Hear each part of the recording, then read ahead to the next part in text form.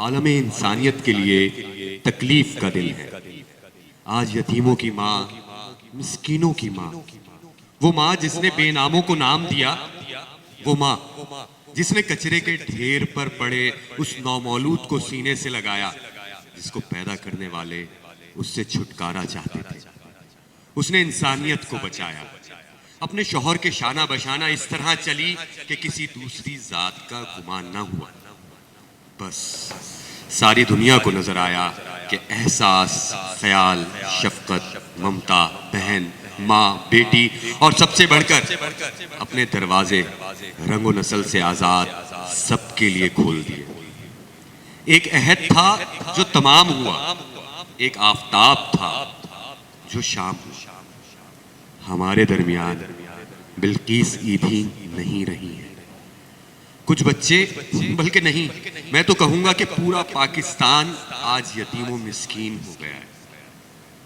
ढूंढेंगे अगर मुल्कों मुल्कों, मिलने के नहीं नायाब हैं हम।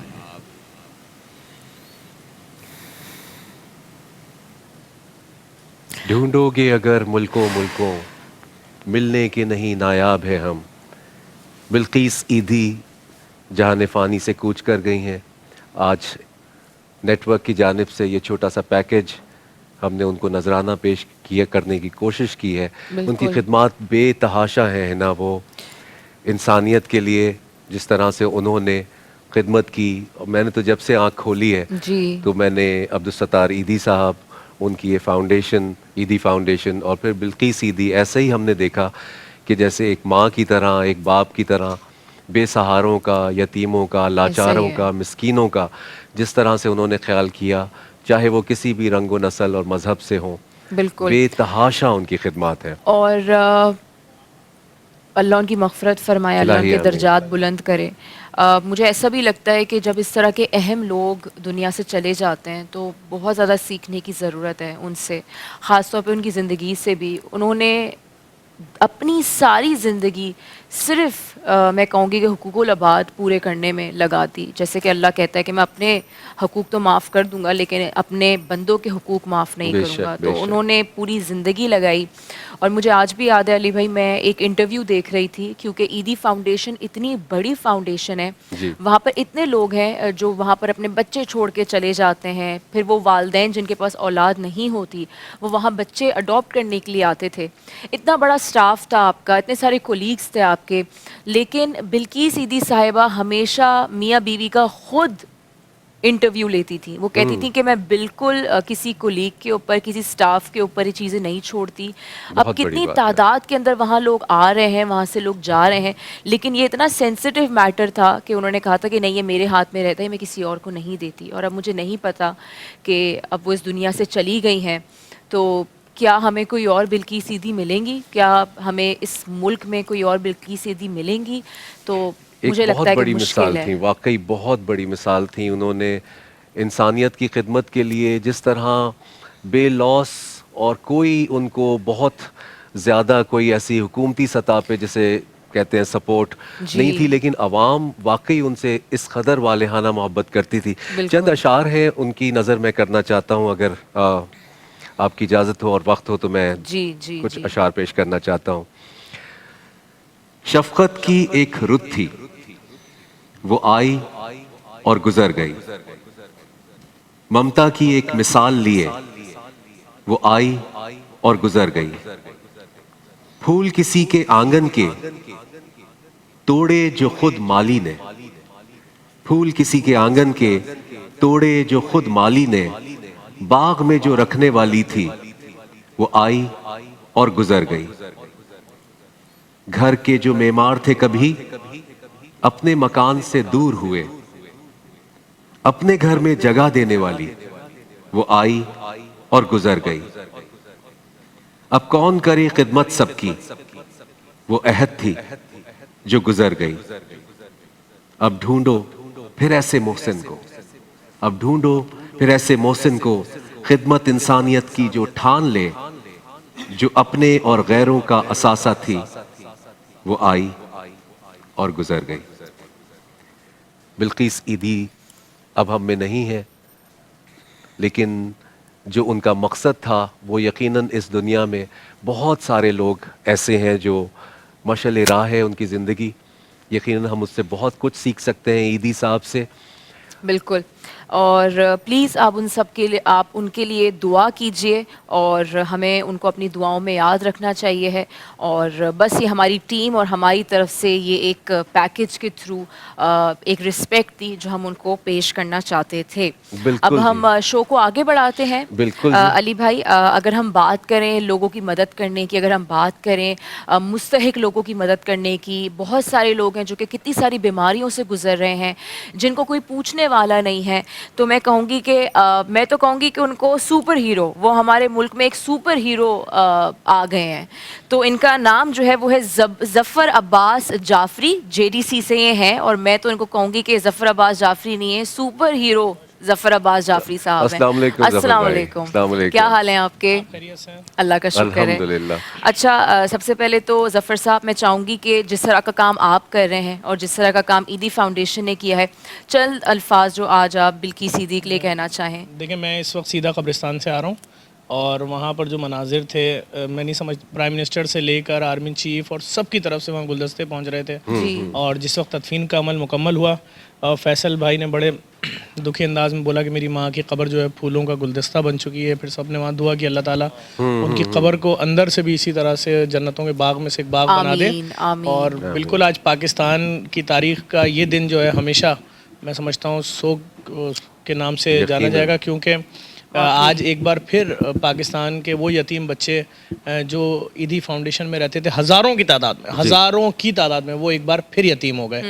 एक तो उनका वालिद, उनकी वालदा पहले मरे और उसके बाद ऐसा वक्त आया कि उन्होंने ज़माने की बेहिसी देखी और बेरुखी देखी, और कोई तंदूरों पे सो रहा है, कोई रोडों पे सो रहा है, कोई मस्जिदों के बाहर सो रहा है, कोई मंदिरों के बाहर सो रहा है। और उन सबको उठा के लाना और उनको अपने पास रखना, और अगर छोटे हैं तो नहलाना धुलाना, उनकी तमाम चीज़ों का ख्याल रखना अब बड़ा मुश्किल अमल है कि कोई अपने बच्चे को कचरे में फेंक के चला जाए, और ऐसा टाइम कि जहाँ इंतहा पसंदी बहुत ज़्यादा हो और एक एक मिनट पर आप पे इल्ज़ाम लग रहा हो, कुफ्र के फतवे लग रहे हों, उन हालात में उन बच्चों को वहाँ से उठा के पालना, पूरे लोगों से दुश्मनियाँ लेना, अपने ताल्लुकात सबसे ख़त्म कर लेना तन्हा होकर, और उन बच्चों को पढ़ाना लिखाना, उनको बड़ा करना, अगर लड़का है तो उसको तालीम, लड़की है तो तालीम, उनको हुनर सिखाना, उनकी शादियां कराना, उनको उनके घरों में आबाद करना। अगर कोई औरत की मैयत है या उनका शौहर अब्दुल सत्तार ईदी साहब खुद एम्बुलेंस चला के किसी की मैयत उसके गांव या उसके शहर लेकर जा रहे हैं, तो उनकी बराबर वाली सीट पे उनकी बीवी मौजूद होती थी, बिल्किस ईदी साहिबा। कितना हौसला चाहिए किसी की मैयत, ज़ख्मी मैयत, किसी सानहे के ज़ख्मी मैयत, किसी की मैयत 1-2 दिन पुरानी होती है, उस मैयत में से बू आना शुरू हो जाती है। और वो टाइम के जिस वक्त एसी था ही नहीं, यहाँ से मैयत लेकर ड्राइव करके लेके जाना मुल्तान, रहीम यार ख़ान या पेशावर, और उसमें ये खातून साथ साथ रहना, हज़ारों लावारिस औरतों को अपने हाथ से गुस्ल देने वाली और वारिस औरतों को भी गुस्ल देने वाली। कहाँ औरतें अपने बुजुर्ग औरतों को, अपने रिश्तेदारों को गुस्ल देती हैं, गायब हो जाती हैं टाइम पे। इस औरत ने हज़ारों औरतों को अपने मुर्दा खाने में गुस्ल दिया, उनकी मैयतों को उनके लवाहिकीन के हवाले किया, उन्होंने जाके दफनाया। आज वो औरत, वो जिसने लावारिस औरतों को अपने कब्रिस्तान में दफनाया, आज वो खुद सुपुर्दे खाक हो गई हैं। उनकी खिदमात का मैं यहाँ पर 6 घंटे बोल सकता हूँ। देखिए, हमारा कोई सगा अगर ज़हनी तवाज़ुन खो बैठे और वो अपना हाथ करंट में डाल रहा है, या बच्चों को उठा के छत से नीचे फेंक रहा है, या अपने कपड़े फाड़ के सड़क पे निकल रहा है, चाहे वो मर्द हो औरत हो, कहाँ लेकर जाएंगे? एक इदारा है पूरे पाकिस्तान में, ईदी फाउंडेशन, जो ऐसे लोगों को रखता है, मुफ्त में इलाज कराता है, मुफ्त में सही करके आपको वापस करता है। ये आपके बाप, भाई, दादा, बहन, बेटी, कोई भी थे, ये एहसान हम उतार नहीं सकते। आप देखिए ना कितना बच्चा, उन्होंने हज़ारों, एक सेंटर में जाएं आप, सिर्फ जो ये हाईवे पे सेंटर है वहाँ पर मैं खुद गया हूँ, मैंने देखा है, फैसल भाई या साद ईदी कोई जाते हैं, जैसे ही अंदर घुसते हैं तो, या बिल्किस आपा जाती थी तो हज़ारों बच्चा भागता हुआ आता था कि सीने से लग जाता था। ये वो मनाजिर है जो ड्रामा नहीं है, जो एक्टिंग नहीं है, वो जो आप देखते हैं मॉर्निंग शोज में, लोग बच्चों को लाके सीने से लगा रहे होते हैं, या किसी बच्चे से तस्वीर खिंचा के सारे शहर में छाप दी के प्यार। नहीं नहीं नहीं नहीं नहीं, जेन्युइन किसी का बच्चा मॉर्निंग शो में बैठ के गिफ्ट नहीं किया। बच्चा आ गया तो उसको पाला, उसकी तरबियत की, उसकी परवरिश की, उसको एक नाम दिया, उसको एक शनाख्त दिया, उसको अगर इदारे में काम करना है ओहदा दिया, बहुत अच्छे कहते हैं हम बिल्कुल। अपने तमाम नाजरीन को भी। और ज़फ़र अब्बास साहब से पहले, मैं सवाल करने से पहले हम अपने मुअज़्ज़ज़ गेस्ट जो हैं उनका गेस्ट भी का इंट्रोडक्शन करा इंट्रोडक्शन दें। करवा देते हैं। डॉक्टर उम्मे राहील है हमारे साथ, हर्बलिस्ट हैं, फिर हमारे साथ आगा अब्बास साहब हैं जो यकीनन। कि तिब्ब नबवी रिसर्च स्कॉलर हैं। इन दोनों से हम बिल्कुल बात करें। इस वक्त हम बहुत ही इम्पोर्टेंट बात भी करने वाले हैं और हमारी खुशकिस्मती है कि अपने बहुत ही कीमती वक्त में से ज़फ़र भाई ने भी टाइम निकाला है। ज़फ़र भाई, जेडीसी, इसके पीछे क्या सोच थी? जेडीसी के पीछे बस वही सोच थी जो अभी शेफ गुलजार साहब ने बोला, जो शेफ गुलजार साहब ने बोला कि जो चीज़ अपने लिए पसंद करो वही दूसरे दूसरों के लिए भी करो। आप यकीन जाने, आज जब मैं और आप यहाँ बैठ के बात कर रहे हैं, इस वक्त हज़ारों मिडिल क्लास ऐसी फैमिलीज़ हैं जो सिर्फ अफ्तारी का सामान ट्रांसमिशनों में तो देख सकती हैं, उनके दस्तरखानों पे नहीं है। ऐसा महंगाई ने कमर तोड़ी है। आप अपने बच्चे के लिए कल चले जाएंगे ईद की शॉपिंग करने के, 15 रमज़ान आ गई, शॉपिंग कर लूँ वरना चीज़ें ख़त्म हो जाएंगी। आप अपने बच्चे को मुख्तलिफ ब्रांड के कुर्ते दिलाएंगे, 8-8 हज़ार रुपये के, 10-10 हज़ार रुपये के, चप्पलें दिलाएंगे, उनको जूते दिलाएंगे। एक जोड़ा ख़ानदान के किसी एक गरीब बच्चे के लिए अगर आप ले लेंगे 300 रुपये का कोऑपरेटिव मार्केट से, 300 रुपये का मार्केट का नाम बता रहा हूँ, 400 रुपये का सिलावा सूट ले लो, अपने बच्चे के लिए 10 हज़ार का ले रहे हो, तो उसकी माँ भी ईद के दिन उसको उठाएगी, ज़बरदस्ती सुलाएगी नहीं। उसको पता है कि अगर ये मैंने इसको उठा दिया तो ये मस्जिद तो जाएगा ही नहीं नमाज़ पढ़ने ईद की, इसके पास कपड़े ही नहीं है, वहाँ जाएगा एहसास महरूमी का शिकार होगा। मेरा बच्चा भी ये कपड़े पहन के जाएगा तो आपके लिए मुश्किल नहीं है, जितना तो आप डिस्काउंट करा लेते हैं यार कि अच्छा 4 ज़फ़र जोड़े साहब, I am so sorry, I am cutting you of, लेकिन मैं पूछना चाहती हूँ कि ये सोच आपके अंदर कैसे आई? मेरा ताल्लुक मिडिल क्लास फैमिली से है ना, मैं अपने लेफ्ट राइट वो सारी चीज़ें देख रहा हूँ। मेरे घर में जो पानी आता है उसमें गटर की बदबू आती है। मैं जिन सड़कों पे सफ़र करता हूँ वहाँ सड़कें नहीं हैं, ट्रांसपोर्ट नहीं है, स्कूल, जिन स्कूलों में हम पढ़ते हैं वहाँ पर अगर सरकारी स्कूल में गए तो खिड़कियाँ नहीं हैं सर्दी में, गर्मी में तो पंखा नहीं है जी। लेकिन ज़फ़र भाई, ये तो हर पाकिस्तानी का तकरीबन ये अलमिया है, लेकिन मैं ये समझता हूँ कि परवरदिगार ने कुछ हमें दुनिया में जो है ना अपना रूप दिखाने के लिए कि इंसानियत को किस तरह से बिल्कुल, फैलाया मैं जा वही कह सकता रही है। हूँ कि It's ज़फ़र, unbelievable ऐसी जो काम आप सिचुएशन करते हैं। बहुत सारे लोगों की होगी, लेकिन अभी हर कोई हमने- ज़फ़र नहीं बन जाता। हमने फ्री हाँ, डायलिसिस यकीनन, सेंटर खोले, बिल्कुल, you're so या जैसे right. हमने कोविड में जब हमने ऐलान किया, अब राशन सब बांट रहे थे, हम तंग आ गए देख के कि यार एक एक बोरे राशन पे आप कितना सवाल कर रहे हो। हुकूमत ने बोला है घर में बैठ जाओ, कल से वेल्डिंग नहीं करोगे, कल से आईटी इंजीनियर और ऑफिस नहीं जाओगे तो तनख्वाह भी तो नहीं मिलेगी। बिल्कुल। मालिक मकान तो 30 तारीख को आएगा, धक्के देगा, पैसा दो। स्कूल की वैन फीस मांग रही है, स्कूल फीस मांग रहा है, बिजली का बिल आ रहा है, गैस का बिल आ रहा है, नौकरी पे नहीं जाना तो रोटी कौन देगा। जी। अब जो राशन मांगने आ रहा है आप उससे उसका नाम, उसका शहर, सूबा, कबीला, शक्ल से तो मिस्कीन नहीं लग रहे, शक्ल से तो गरीब नहीं लग रहे, और अपना मसलक बताओ, अपना मजहब बताओ। तो मैंने ऐलान किया, मैंने कहा जिसको राशन चाहिए, जी। मस्जिद, मदरसा, मंदिर, इमाम बारगाह, गुरुद्वारा, चर्च, दुकान, बेकरी, पान वाले की दुकान, किसी एमपीए, एमएनए, किसी का भी लिखवा के ले आओ, जितना राशन मांगोगे हम। और हम ज़फ़र साहब से काफ़ी सारी बातें कर रहे थे, आपको बड़ा ही अब्रप्टली मुझे कट करके वक्फे की तरफ जाना पड़ गया, लेकिन मैं चाहूँगी कि आप कंटिन्यू करें अपनी बात को, अपनी जर्नी को, कि आपने कहा कि आप एक मिडिल क्लास बैकग्राउंड से आए, काफ़ी सारे मसले मसाइल आपने ये दिल देखे। में सोच आई कैसे एग्जैक्टली वो क्या वक्त था कि जिस वक्त आपको लगा कि मुझे चल पड़ना है, वरना इस नेशन में, इस मुश्किलात के अंदर, जैसे अभी हमने थोड़ी देर पहले ही ईदी साहब का जिक्र किया, दुनिया देखें कहीं ना कहीं चलती जा रही है, लेकिन कुछ लोग ऐसे पीछे आ रहे हैं जो जिनको देख के ढारस होती है कि नहीं ये वो लोग हैं। ठीक है, लोग आपके नाम के साथ हेल्प करते हैं, लोगों को पता है कि अगर ज़फ़र अब्बास हैं, जेडीसी हैं, तो आप किसी वक्त कहते हैं जूते चाहिए, 2 लाख जूते आ जाते हैं, कोई कहते हैं कपड़े चाहिए ईदी के लिए, वो आ जाते हैं। लेकिन यहाँ तक पहुँचने में क्या मराहिल से गुजरना पड़ा? अली भाई, होता यह है कि जो भी सोशल वर्कर होता है वो पैदाइशी होता है। आप अपने घर में अगर आपके 3 बच्चे हैं और कोई मेहमान कोई चीज़ 2 ले आया है और कोई एक बच्चा खुद से विड्रॉ कर रहा है, नहीं रो रहा, नहीं हंगामा कर रहा, कह रहा नहीं मुझे पसंद ही नहीं है। बाप के साथ कंबल में 2 बच्चे आ सकते हैं, तीसरा बच्चा बोला ठीक है जगह नहीं, वो खुद कह रहा नहीं मुझे सर्दी लगी नहीं रही। लेकिन आप सड़क पे पड़ा हुआ पत्थर देखते होंगे, अक्सर बगैर किसी उजरत के कोई शख्स अपनी गाड़ी रोकता है, भले बूढ़ा हो, आता है पत्थर हटा देता है। मस्जिद में कुछ नमाजी होते हैं जो नमाज से पहले आके जानमाज बिछाते हैं बगैर किसी उजरत के, और बाद में वापस समेट कर लाइटें बंद करके जाते हैं बगैर उजरत के। मंदिर के अंदर कुछ लोग होते हैं, कुछ लोग चर्च में होते हैं, बगैर उजरत के बेंच साफ कर रहे होते हैं। ये सब रज़ाकार हैं। तो इसी तरह हम भी रज़ाकार हैं, हम काम कर रहे हैं। कराची में 33,000 NGOs हैं। लेकिन मैं एक वाक़या आपको बताना चाहूँगा जिससे, जो मेरे लिए आज हिला देने वाला वाक़या है। बहुत अच्छा आपने ट्रिब्यूट दिया बिल्किस ईदी साहिबा को, और जितना दें उनको कम है।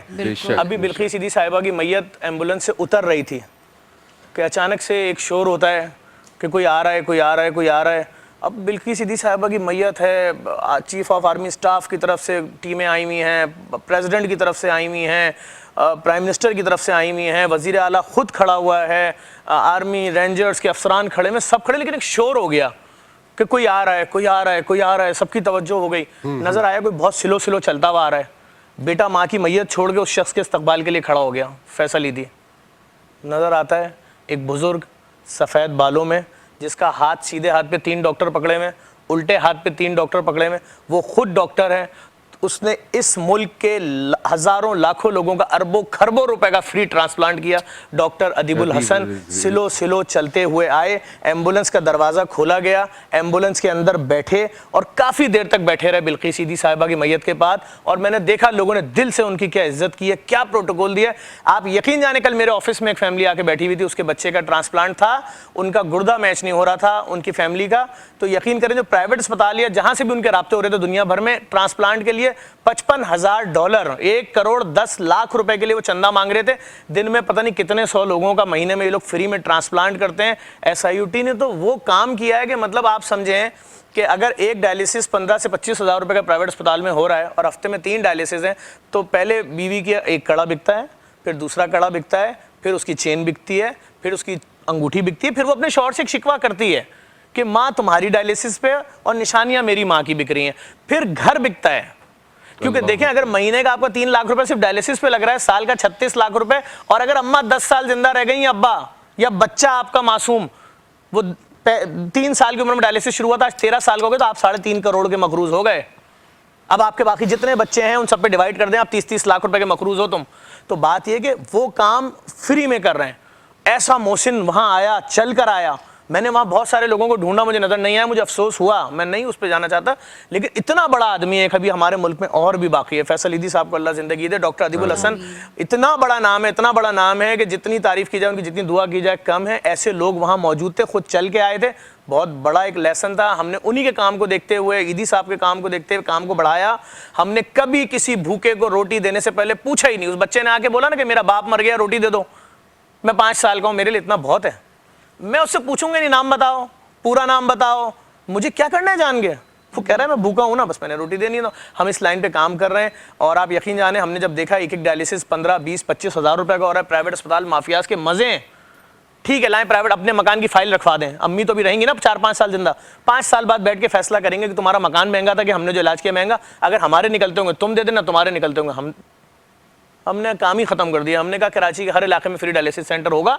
तुम्हारी माँ का डायलिसिस है, बाप का डायलिसिस है, भाई का डायलिसिस है, बच्चे का है, बच्ची का है, तुम जाओ नौकरी पे। अगर तुम 3 दिन आओगे, सुबह 6 बजे लाइन में लगोगे, सुबह 10 बजे अम्मा का नंबर आएगा, 2 घंटे 3 घंटे का डायलिसिस होगा, पूरा वो भी नहीं हो रहा 4 घंटे का, फिर तुम 5 बजे घर पहुंचोगे, एम्बुलेंस वाला 5,000 का बिल अलग लेगा तुमसे, पैसे अलग तुम्हारे लग रहे हैं। तो मैंने कहा भाई आपके इलाके में डायलिसिस सेंटर होगा, एम्बुलेंस अम्मा को घर से उठाएगी फ्री में, मशीन पे लिटाएगी, दुनिया की नंबर 1 कंपनी की मशीन है, 4 घंटे का डायलिसिस होगा, वापस अम्मा को घर छोड़ेगी, तुम नौकरी संभालो, हफ्ते में 3 छुट्टी करोगे, 2 छुट्टियां वैसे ही होती हैं, 2 दिन नौकरी पे जाओगे, कंपनी निकाल के बाहर कर देगी। अभी तो अम्मा का इलाज हो रहा था, अब बाकी बच्चों के खाने के लिए भी भीख मांगोगे। सरजानी टाउन में खोल दिया फ्री, बल्कि हसन खुर्शीद साहब जो भी नात पढ़े थे, इन्हीं के हाथ से इफ्तिताह हुआ, इनके हाथ से, और गवर्नर साहब के, वहाँ डायलिसिस भी फ्री है, एक्सरे भी फ्री है, अल्ट्रासाउंड भी फ्री है। बल्कि मैं बार बार अपील कर रहा हूँ मुखैर हजरात से, एक MRI की मशीन दिला दो। ये जो डॉक्टर लिखता है ना गर्दन के नीचे दर्द हो रहा है, MRI करा लें, आप यकीन जाने पता नहीं कितने होंगे, अच्छे डॉक्टर भी होंगे, नहीं लेते होंगे, वरना लैब वाले शायद 20-20 हज़ार रुपए गिफ्ट में देके जाते होंगे कि आपने 40 हज़ार का MRI लिख दिया, ये लें। तो भाई गरीब आदमी तो मर जाता है कि MRI अभी इलाज नहीं शुरू हुआ, अभी तशखीस हो रही है, तो उसमें उसके घर के बर्तन बिक जाते हैं कि जी 12 टेस्ट ये लिखे हैं, एक MRI लिखा है, एक CT स्कैन लिखा है, एक फलां लिखा है। तो मैं कह रहा हूँ अगर कोई मुखैर शख्स एक MRI की मशीन दिला दे 4-6 करोड़ रुपए की, हम वो भी फ्री खोल देंगे। गुलशन इकबाल में डायलिसिस सेंटर खोल दिया, गुलजार हिजरी विजरी सब वहाँ से मरीज आ रहे हैं, लियाकताबाद में मेन डाखाने वाले रोड पे खोल दिया है, समनाबाद डिस्पेंसरी पे खोल दिया है, नॉर्थ आजमाबाद में खोल दिया है, खारदर मीराबाई अस्पताल में खुल रहा है, हर इलाके में खुल रहा है। लोगों से मैं बार बार कह रहा हूँ अपनी जानिब से, अपनी मरूमी की जानिब से एक मशीन दिलवा दो। बहुत सारे लोग ऐसे होते हैं बैरून ममालिक बोलते हैं अम्मी पाकिस्तान में थी, बीमार रही, डायलिसिस पे रही, हम नहीं जा सके, खिदमत नहीं कर सके, उनके नाम से एक मशीन दिला दो। उस मशीन पे जितने लोगों को जिंदगी मिलती रहेगी, 4-4 घंटे लेट रहा है ना मशीन, एक उतरेगा दूसरा लेटेगा, वो उतरेगा दूसरा लेटेगा, अगले दिन फिर वही मरीज आ जाएगा। जब तक ट्रांसप्लांट नहीं हो रहा और आप कब्र में नहीं जा रहे, तो आप मशीन पे हो ना, बिल्कुल, तो उसका सवाब मिलेगा ना तुम्हारे मरूमीन को, और तुम्हें भी सुकून मिलेगा। मैं अपने बच्चे की खिदमत नहीं कर सका, अपने भाई की नहीं कर सका, एक मशीन 14 लाख की मिल रही है हमें, जो मार्केट में दूसरों को शायद 17 लाख की मिल रही है। पूरा सेंटर बनवा दें 85 लाख का, एक मरीज की डायलिसिस की खर्चा हमारे पास 3,000 रुपए, उसकी जिम्मेदारी ले लें। हमने इस वक्त जितने अपने ओल्ड एज होम है यतीम खाने, मरीज़ों के लिए जो नशा करते हैं। इस वक्त हमारे स्कूलों में अफसोस के साथ 7वीं क्लास, 6ठी क्लास और 8वीं क्लास तक में नशा पहुंच चुका है। Coke, ice.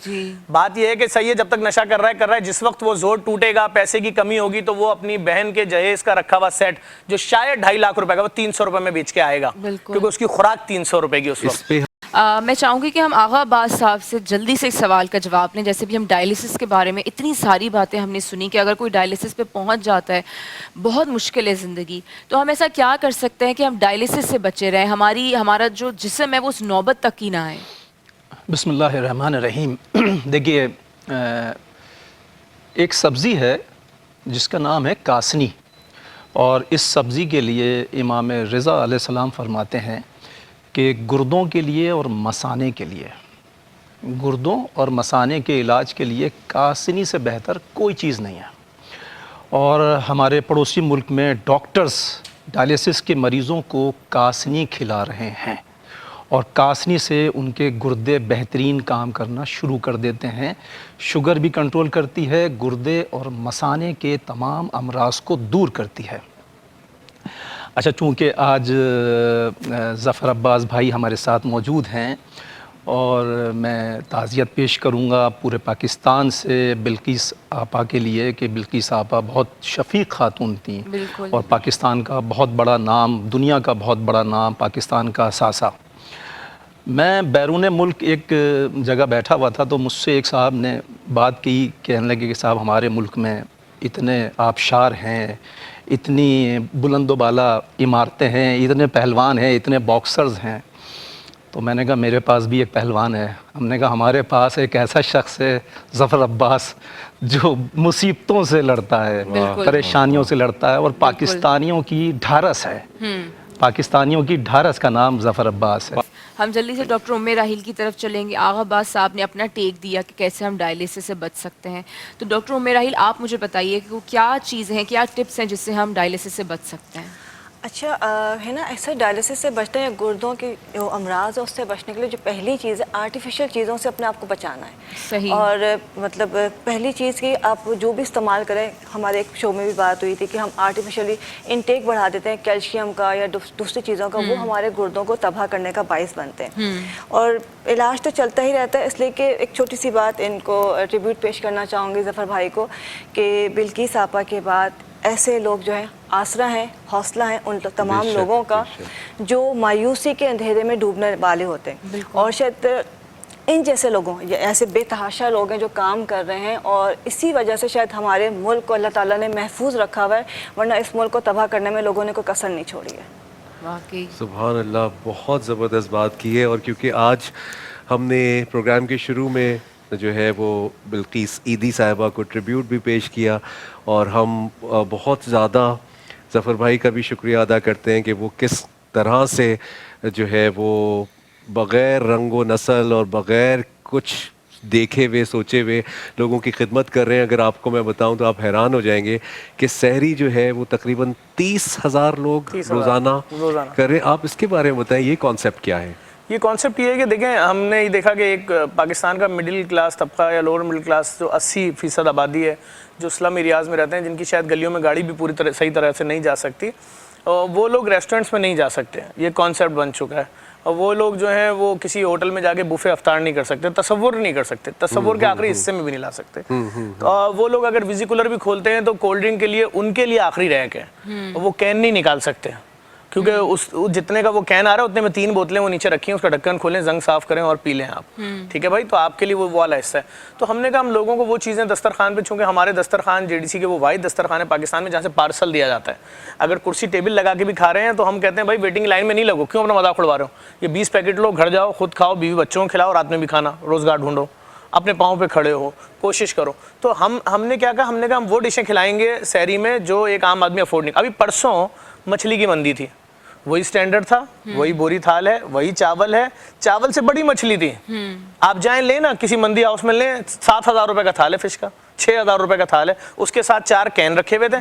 ताकि कैन देने का मकसद भी ये, ताकि वो जो ढक्कन है उसका, उसके खुलने की जो आवाज़ आती है, तो गरीब का बच्चा भी तो वो आवाज़ सुन ले ज़िंदगी में एक बार कि यार मैंने आवाज़ खोली, इसका क्या एक तो हमारी तो कोशिश है, वहाँ पर दोनों तरह की मछलियाँ थी, साबित मछलियाँ भी थी, पीसेस भी थे, क्योंकि हमारे पास 30,000 का क्राउड था वहाँ, हमारे पास तकरीबन 20 कढ़ाइयाँ लगी हुई थी बड़ी, और हम रोज़ाना वो डिशें खिला रहे हैं लोगों को वहाँ पर, जो एक आम आदमी अफोर्ड ही नहीं कर सकता। अब एक आम आदमी जो है बटेर की निहारी नहीं कर सकता अफोर्ड, हमने खिला दी। 3 दिन पहले हमने वहाँ पर प्रॉन बिरयानी खिलाई, हम हर वो डिश खिला रहे हैं। हमने पहली रमज़ान को याक मंगवाए, हमने जो गिलगित की पहाड़ियों के टॉप से याक मंगवाए कि भाई लोग याक की बिरयानी खाना चाह रहे हैं, तो वो अलग चिलरों में याक आए जिंदा। फिर यहाँ पर दूसरी रमज़ान को शुतुरमुर्ग कढ़ाई थी, तीसरी, मतलब हर रोज़ आना वो डिशेज़ हैं जो एक आम आदमी शायद नहीं सोच सकता, चरगा हो या कुछ भी हो, हम वो तमाम चीज़ें लोगों को खिलाते हैं। अच्छा ज़फ़र साहब, जैसे कि अभी आपने मेंशन किया कि 80% आवाम जो है वो स्लम एरियाज़ में, या वो उनको सारी फैसिलिटीज़ नहीं मिल रही, आपको क्या लगता है कि कहाँ हम गलत हो गए कि ये जो तबका है ये 80% ही हो गया? बिल्कुल कितने बढ़ते सारे ही जा लोग रहे हम हैं। गलत पैरों इसलिए पे हो नहीं खड़े गए, हुए। हमारे ऊपर जो हुक्मरान है क्या वो इन आबादियों में रहते हैं? हमारा जो MNA है क्या वो शाह फैसल कॉलोनी में रहता है? हमारा MNA जो है वो औरंगी टाउन में रहता है? नहीं, पहले रहता था। ठीक है, इस वक्त तो नहीं है ना। अगर डिफेंस से एक साहब को सोते से उठा के बताया जाए जी आप बल्दिया के MNA बन गए, उसने बल्दिया देखा ही नहीं, उसको पता ही नहीं 24 मार्केट कहाँ है, तुर्क मार्केट कहाँ है, कच्ची मोहल्ला कहाँ है, उसको कुछ नहीं पता। और वो अपने पूरे टेन्योर में शायद एक बार भी बल्दिया गया ही नहीं। उसको पता ही नहीं गटरों में बारिश का पानी 6-6 फीट खड़ा रहता है 6 दिन तक। क्यों? क्योंकि तुम लाइन पे काम ही नहीं कर रहे, लाइनें चेंज नहीं करवा रहे। अभी मैंने एक प्रोटेस्ट किया, मैंने बोला मेरे घर 1 साल से हफ्ते में 4 दिन पानी नहीं आता। मैं तो फेडरल एरिया में रहता हूँ, मेन सेंट्रल कराची का जो मेन सेंट्रल है, तो अगर मेरे घर में नहीं आ रहा तो कितना बड़ा जुल्म हो रहा होगा लोगों के साथ, दूसरों के साथ। चलो हम तो 3-4 लाख की बोरिंग करवा लेते हैं, क्या हर आदमी करा लेगा? नहीं। अच्छा भाई, अब जब मैंने पोस्ट डाली तो नीचे लोगों ने कमेंट्स लिखा, जफर अब्बास तुम खुशनसीब हो कि तुम्हारे यहाँ हफ्ते में 3 दिन वाटर बोर्ड पानी दे रहा है, हमारे यहाँ 6 महीने में 1 दिन आता है। किसी ने लिखा 3 महीने में 1 दिन आता है, किसी ने कहा महीने में 2 दिन आता है। तो जहां लोगों का लिविंग स्टैंडर्ड वो कर दिया गया हो, वो भी उस शहर की बात हो रही है जो पूरे पाकिस्तान का 69% रेवेन्यू, सिंध का 91% रेवेन्यू, हर बारिश में क्या हुआ भाई? 80 लोग मर गए चिपक के। कैसे मर गए भाई? मैंने 2018 में वीडियो डाली, एक भी मरा, मालिकों की नाम से FIR कटेगी, 27 कटवाई, 6.5 लाख पोलों पर अर्थिंग हो गई। उन्होंने मुझ पर 26 केस कर दिया। आप पे? उन्होंने कर दी। मैं उनका अदालत का एहतराम करता हूँ, उनका नाम नहीं ले रहा, अदालत ने मुझे मना किया नाम लेने से। तो बात ये, किसी को तो स्टैंड लेना था ना, हमने लिया स्टैंड। अब क्यों नहीं मर रहे लोग? पहले करते हैं ना अर्थिंग।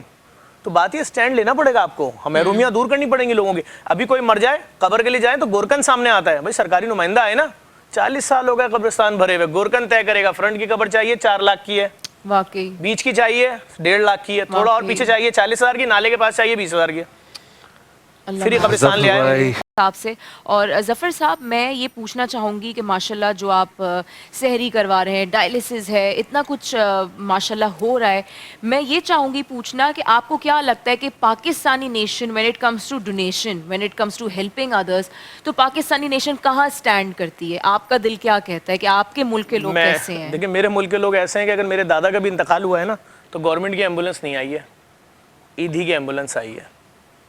पाकिस्तान चमन में अगर कोई पहाड़ के नीचे आके दब गया ना, आज से 30 साल पहले भी, तो ईदी की एम्बुलेंस आई है, वहाँ बलूचिस्तान गवर्नमेंट की हुकूमत नहीं आई है। अगर 1600 एम्बुलेंसों का जाल अगर है तो वो हुकूमत का नहीं है, ईदी फाउंडेशन का। ये है मेरे लोग। ये सिस्टम कभी आप हुकूमत वालों को सिखाते तो नहीं? मैं कौन होता हूँ? हुकूमत तो पैसा ले रही है, मैं अगर अपने बच्चे को 4 आने की टॉफी दिला रहा हूँ, प्रूफ करके उस पे दिखा लिखा दिया हुआ है कि टैक्स उस पे भी कट रहा है। हाँ। एक टॉफी अगर बच्चा ले रहा है 25 पैसे की, क्या टैक्स नहीं कट रहा उस पे? तो भाई जान माल, सेहत, इज्जत, आबरू, चादर, 4 दीवारी का तहफ़्फ़ुज़। अभी चलते हैं, मैं और आप मिलके, हम गाड़ी के अंदर बैठेंगे, शीशा काला रखेंगे सरकारी अस्पताल के बाहर, और शीशा नीचे करके एक अफ्तारी का पैकेट ऐसे बाहर निकालेंगे, तो देखिएगा झाड़ियों के पीछे से मियाँ बीवी बच्चे दौड़ते हुए आएंगे। वो कोई फ़कीर वकीर नहीं है, वो उन दूसरे शहरों से आए हुए अपने प्यारों का इलाज कराने, महीनों से पड़े हुए, उनके पास शहरों में अस्पताल ही नहीं थे। आपके पास मरीजों के लवाकिन के ठहराने के लिए जगह ही नहीं है। अब वो होटल कहाँ से लेगा 2,000 रुपये पर डे का? या वो एक प्लेट दाल की 300 रुपए की लेकर खाए, अगर तो 3 टाइम की 27,000 रुपए की दाल हो गई 1 महीने की, और 200 के हिसाब से 2,000 के हिसाब से 60,000 का रूम हो गया, 97,000 रुपीज अगर उसके पास होते महीना, तो अपनी बीवी का कैंसर का इलाज कराने कराची क्यों आया है? आप उसकी फैमिली के लिए कोई शेड ही नहीं दे रहे। वो बेचारे धूप से बचने के लिए झाड़ियों के पीछे छुपे में, बच्चे का डायलिसिस हो रहा है, एक दिन छोड़ के एक दिन होता है, बीवी को अकेला कैसे छोड़ के आता, बच्चा माँ के बगैर कैसे रहेगा? हम दोनों वहाँ ताला लगा के आए हैं, महीनों से पड़े। तो मेरी जिम्मेदारी है, आम लोगों की जिम्मेदारी है खाना देना, लेकिन दे रहे हैं लोग, कर रहे हैं। आप यकीन जाने, किसी का बाप भाई पागल हो जाए, ईदी फाउंडेशन, इदारे हैं डायलिसिस के लिए, SIUT, JDC, लोग ही तो हैं, ये लोग ही हैं। यकीन करें, ये 4 महीने जो कोविड लगा रहा, आप मुझे बता दें कराची में किस जगह हुकूमत का राशन बट रहा था? कहाँ बट रहा था? इदारों ने बांटा है। सारा अपने कंधों पे लिया। एक एक रात का प्राइवेट अस्पताल बोल रहे थे 1,40,000 दो, 14 दिन के 22 लाख जमा कराओ तो अपने बाप को दाखिल लंगर करना। खाने बने थे, ये कहाँ स्टैंड करते देखिए हैं? वो तो इस वक्त कराची में तो 2.5 लाख, अगर मैं आज रमज़ान की बात करूं, अफ्तारी के दस्तरखान 2.5 लाख से ज़्यादा लगते हैं। कराची एक अलग चीज़ है। मैं अभी जेडीसी ने पेशावर रावलपिंडी में दस्तरखान शुरू किया है सिद्दीकी चौक पे, तो मैं वहाँ से अफ्तारी डिस्ट्रीब्यूट करके बस रफ्तार का टाइम करीब था, मैं जा रहा था होटल की तरफ।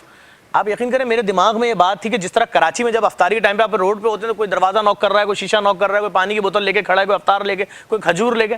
मुझे अपने पूरे सफ़र में एक ब्रिज के नीचे से नज़र आया चंद लोग अफ्तार करा रहे थे। तो ये कॉन्सेप्ट कराची अलग है, कराची सबसे अलग है।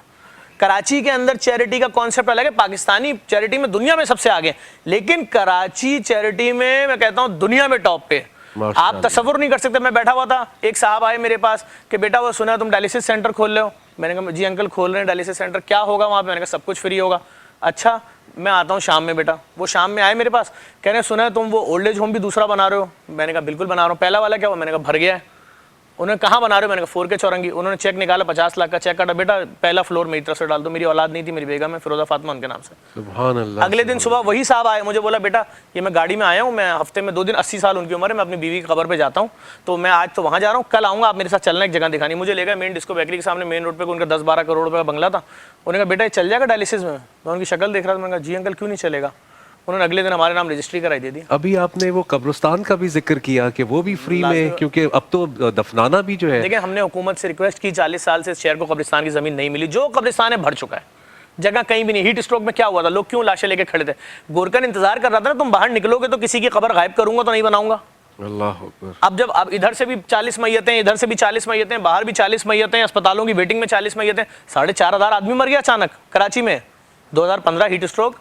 तो बात यह है कि हमारे पास कब्रिस्तान नहीं था, तो अभी मैंने गवर्नमेंट से लईक साहब जो साबिक एडमिनिस्ट्रेटर थे उनसे ज़मीन ली है और मैं मुसलमानों के लिए फ्री कब्रिस्तान बना दिया है, समझे, रेडी हो गया है। अब इफ्तिताह होने वाला है, उसकी आखिरी सड़क डलेगी और हमने ब्लॉक वाइज बनाया। हर ब्लॉक में 166 कब्रें हैं और वहाँ पर लाइटिंग का सिस्टम, वहाँ पर पूरी पहाड़ियाँ 10 मिलियन रुपए खर्च करके रिमूव करा दी। अजीमी कब्रिस्तान से दीवार मिली हुई है और किसी भी मरने वाले शख्स से 1 रुपया नहीं लिया जाएगा मुसलमान से कि भाई आप मर गए, अब आपकी बेवा जो है चंदा मांगती फिर रही है कि जी 50,000 की खबर है, शौहर की, बच्चे आ रहे हैं, फ़ोन कर रहे हैं, अब्बू मर गए यार। अरे तुम्हारा बाप मर गया, तुम रो, तुम लोगों से पुरसा लो यार।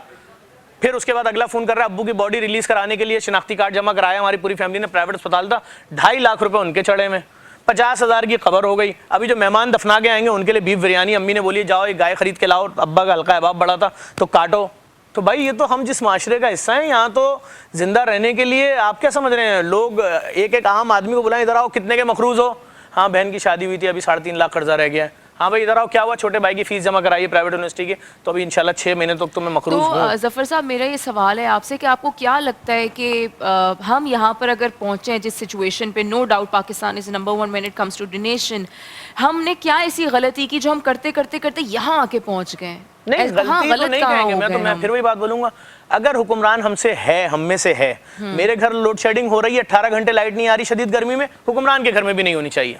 बिल्कुल। मेरे बच्चे अगर सरकारी स्कूल में पढ़ रहे हैं, इनके बच्चे भी होने चाहिए। बिल्कुल। मेरा बाप प्राइवेट नौकरी के बाद किसी और कंपनी में जाके 3 वक्त की नौकरी करके अपना गुजारा अपनी बूढ़ी बीवी का करेगा, तो आपके लिए भी यही होना चाहिए भाई। ये नहीं कि आप अपनी ड्यूटी पूरी करते ही अपना टाइम पूरा करते अपनी बीवी बच्चों के साथ दूसरे मुल्क, ये कौन सा सिस्टम है? बिल्कुल कि आप अभी जब इख्तिदार में होते हो, आप पावर में हो, तो आपके बच्चे फैमिली पहले ही बाहर शिफ्ट हो चुकी है। आप तो हमारे बाप हो ना, बोलो पॉलिटिशियन हो, फलाना हो, डिमाका हो या जो भी हो आप जी, ये कौन सा सिस्टम है कि आपका सब कुछ बाहर और हम अगर जिंदा रहेंगे एक मखसूस एज के बाद 60 साल के बाद तो हम मजदूरी भी करेंगे क्योंकि पेंशन है ही नहीं, सरकारी नौकरी आप देते नहीं हो। आपने कभी सोचा कि सियासत में आपकी जरूरत है? नहीं, हमें वैसे ही आप बड़ा अलग सा सवाल है, लेकिन मुझे अब ऐसा लग रहा है कि मसीहा के रूप में हर कोई किसी को ढूंढ रहा होता है ना, जिसको बच्चों का ख्याल है, जिसको औरतों का ख्याल है, जिसको कब्रिस्तान का ख्याल है, जिसको सहरी का ख्याल है, इफ्तार का ख्याल है, और इज्जत के साथ कोई 2 रोटी अभी 5 दिन पहले हुकूमत का, जिस दिन हुकूमत गई है उस दिन आप यकीन करें ट्विटर पे टॉप ट्रेंड था कि ये फलाने को खाना दे रहा है, इसको मार दो।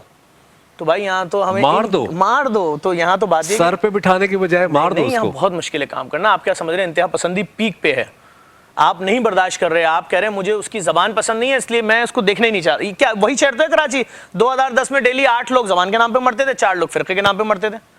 क्या कराची भूल गया? 12 रबीउल अव्वल का ब्लास्ट, भाई मिलाद कर रहे हैं ना लोग, जश्न मना रहे हैं, नाते पढ़ रहे हैं, ब्लास्ट हो गया। आशूर का ब्लास्ट, लोग रो रहे हैं, रसूल के नवासे को ब्लास्ट हो गया, चर्च में लोग इबादत कर रहे हैं, ब्लास्ट हो गया, वो बिल्डिंगों में, सरकारी बिल्डिंगों में ब्लास्ट, बाजारों में ब्लास्ट, रोडों पे टारगेट किलिंग। ऐसे कैसे आप किसी डॉक्टर को उसके 7 साल के बच्चे के साथ मार दोगे रोड के ऊपर? तो बात ये इसी शहर में, इसी मुल्क में जुल्म हुए ना।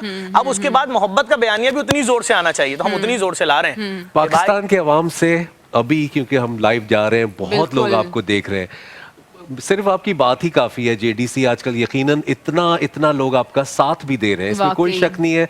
पाकिस्तानी अवाम जो है वो आपसे वालेहाना मोहब्बत करती है।